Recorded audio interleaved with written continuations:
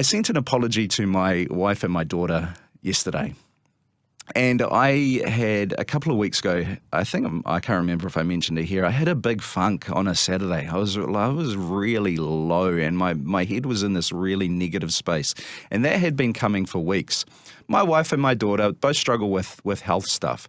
And I'd been getting depressed. We're not going on the holidays that we used to go on. We're not going on the day trips that we used to go on. We're just having to deal with this health stuff. And I was finding myself getting really negative. Reading a book recently, I've come to the realization that I was making my happiness dependent on them. So if they're doing well, I'm doing well. If they're not doing well... Happy wife, happy life. Yeah, I'm not doing well. And so I had put this responsibility on them to be the bearers of my well-being. Yeah. Like if your life has to be good so that my life is good. I can't love them properly when that's the case. So by putting God first and actively doing that and actively examining myself and saying, actually, I've attached myself to my daughter and to my wife in a way that is unhealthy here, by detaching from that and taking them down from that place of first in terms of how I think about myself and how I think about God, frees me up to deal with them as they really are, to love them as they truly are.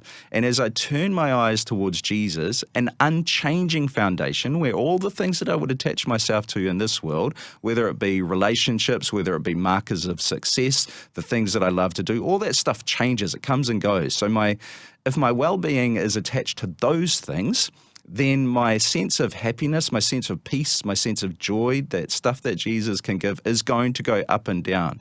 So by detaching myself from those things, consistently turning my eyes towards the one who is unchanging, there's a more consistent peace and calm there because my calm and my peace, my happiness, are not dependent on those things that will go up and down. Man, that's an aha moment for me there. Thank you for opening up and being vulnerable and talking about that, Frank. I think it will resonate with a whole lot of people.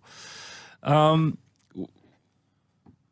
takes a lot of maturity to go into yourself and acknowledge that it comes back to where I'm at, right? Yeah. And so you've first got to acknowledge that.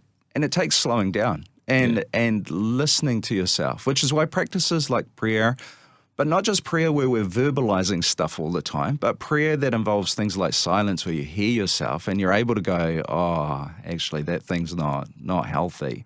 And that ability to observe yourself and ultimately come back to, if we're immersing ourselves in Jesus, come back to the truth of what Jesus would speak into that is so very, very important. So our spiritual disciplines and almost being non-negotiable on those things, and I say that as someone who's telling myself that, is so very, very important so that those other priorities do not take over.